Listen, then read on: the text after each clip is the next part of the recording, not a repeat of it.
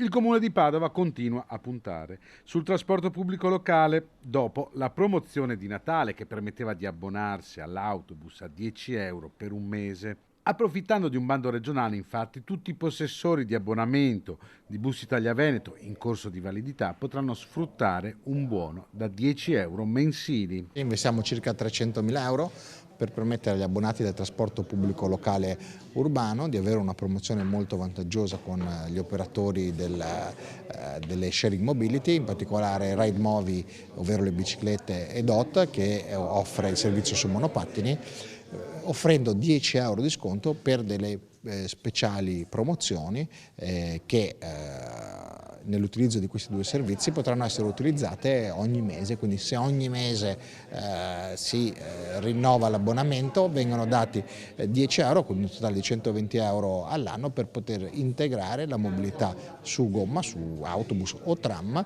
e in sharing mobility. Gli utenti del trasporto pubblico locale padovano stanno tornando al periodo pre-Covid. I numeri sono negativi, siamo al meno 14% rispetto al 2019, ma il trend è positivo. Anche sul piano occupazionale i segnali sono positivi. La ricerca di nuovi autisti sta dando i suoi frutti, tanto che l'amministratore delegato Gino Colella si è esposto parlando di un rapporto di 2-1 tra nuovi assunti e pensionamenti. La situazione è comunque critica, ma perché le persone tendono